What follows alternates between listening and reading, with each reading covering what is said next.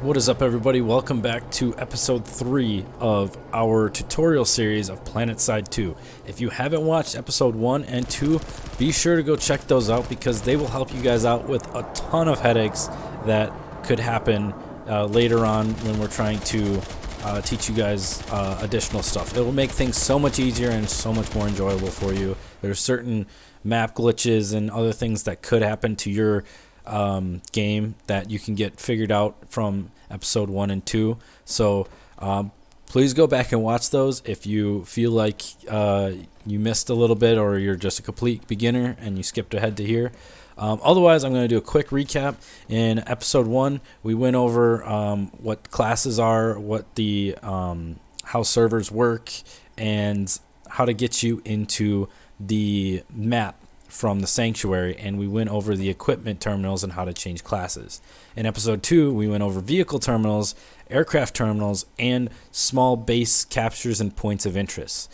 In this episode, we're going to go over the map and how the map works and get you kind of familiar of what you're looking at and how to kind of judge how things are going as in a basic form on the map. There's more advanced things, but you don't really need those until you kind of get the basics down. It'll feel a lot better when you start kind of understanding this. So the other thing I wanted to quickly go over before we get into this is I am on Amerish now. I'm no longer on Indar, and the Warpgate, this is the Warpgate. It looks a little bit different. This is the old Warpgate layout. I actually kind of like it a little bit better, but we still have our warp terminals, our equipment terminals inside the building and right outside, and then we have our vehicle terminals and then our aircraft terminals at the end.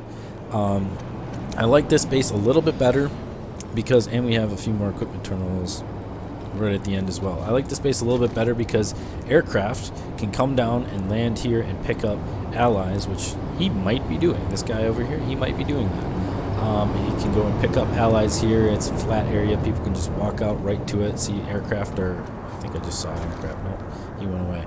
But aircraft can just land along the side here, land in front here, and pick up a bunch of people in your squad. And I find it a little bit easier than the new layout. However, the new layout is nice, but they're both, it's very minor differences. We still have this shield covering everybody. You're not going to be able to get hit from an enemy in here. They can't do it. So anyway, without further ado, we're going to go over the map and get you guys familiar with what we're looking at on the map. The map is very important in a game like this, but just before we get into this, you won't have to like worry about the map too much if you don't plan on being a squad leader or a platoon leader, and we'll get into that in the next video. So anyway, in the map, we have a bunch of territories, just a reiteration of what we had said before. All the red territories are the TR, the Terran Republic. All the blue territories are the NC, New Conglomerate. All the purple territories are the Vanu Sovereignty. So if we're looking at the map, there's specific extra things on top of what I just kind of said in the first ones. So for example, if we take a base like this. So this base, Mosverine, we have a red half circle going over this blue base. The base is blue, but we have a red half circle going over, and there's a timer underneath it. Basically what that means is if it's the color red of the half circle going around it, or more than half circle, then that means that our team, red, our red team, Terran Republic, is taking this base. And it's shown on the map how much time it will take to take this base. So 128, 127, 126, that's how long it will take. If everything goes the way it is at this base right now, that's how long it's going to take, and this base will be ours. So it could be blue like this. This means that the NC is taking back their base or defending this base. So this is a blue slot. Oh, now it's red. It was a blue slot, and they were defending their base. It's blue, it's their base, and they were taking it back from the people that were capturing it. Now we're capturing this base back as the TR, and in that time, if we continue the way we're going with this base, that time will show how long it will take to flip the base. So, and then it will turn red.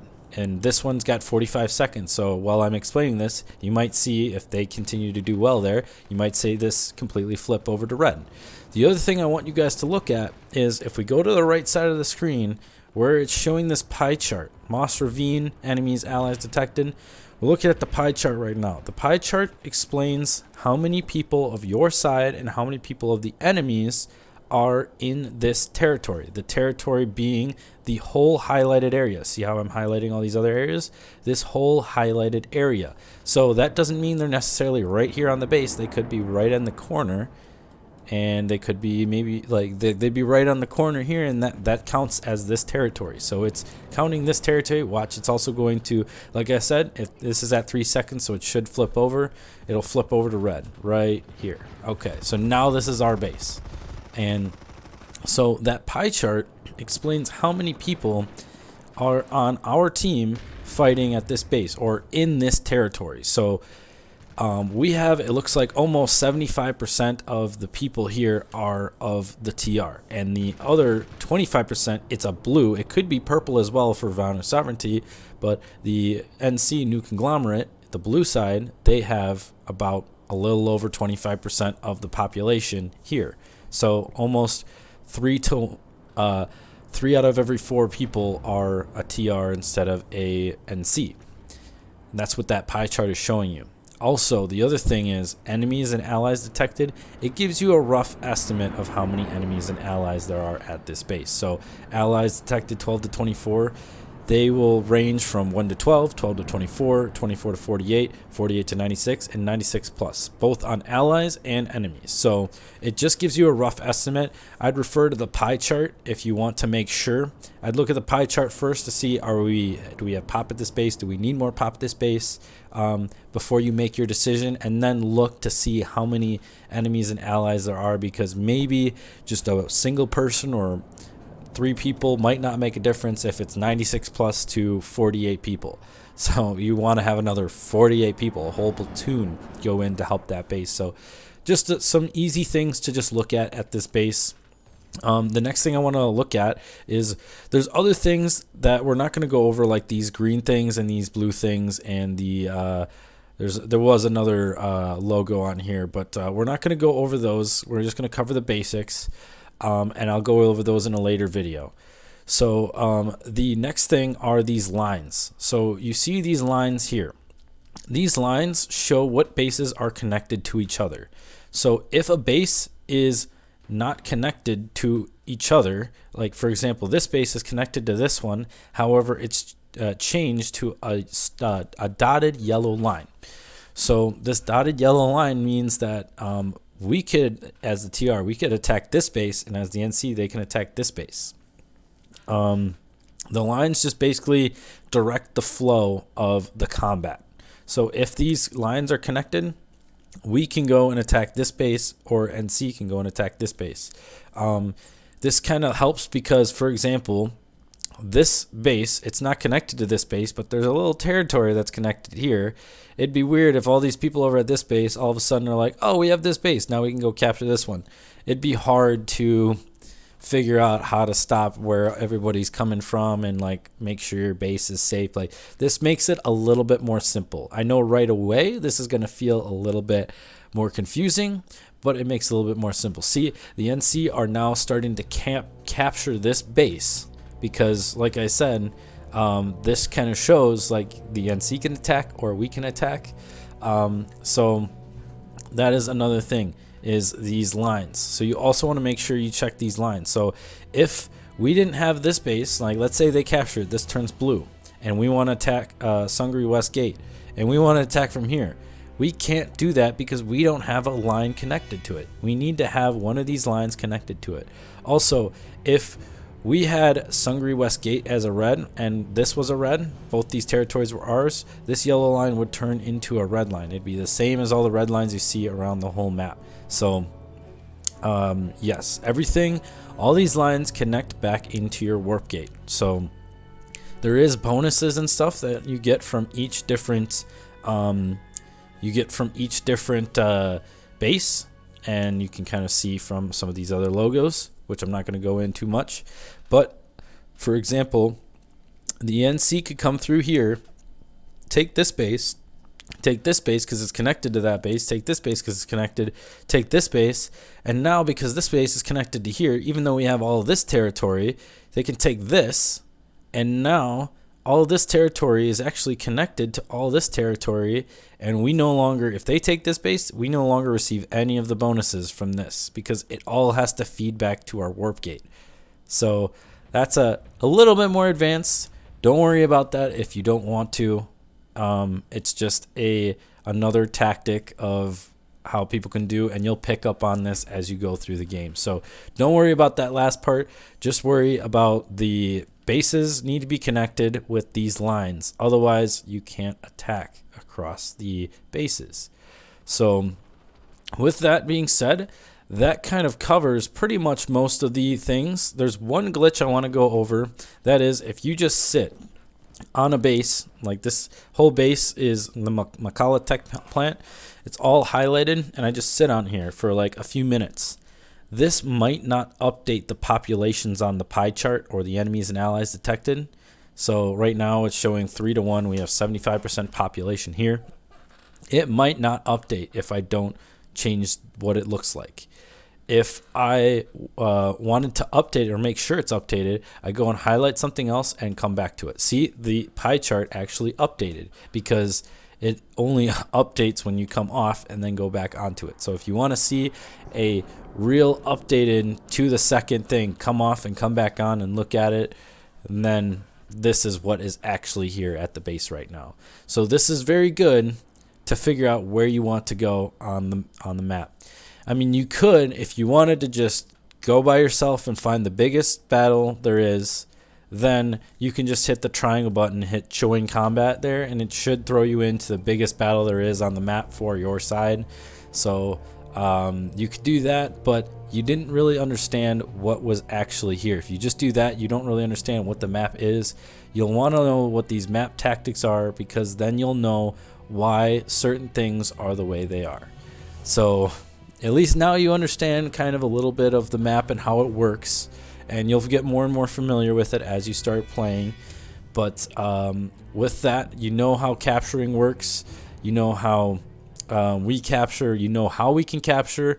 There's one last thing. This is a little bit more advanced. You don't have to think of it right away. But for example, so right here we have this base being captured by the new conglomerate. They can capture it because there's a line, a yellow line connected right here, and they are capturing this point. Now, let's say we want to go capture here. We're like, well, I don't care about them. Let's go capture this base right here. So be like, oh, I'll let them capture that. Let's just go capture them here.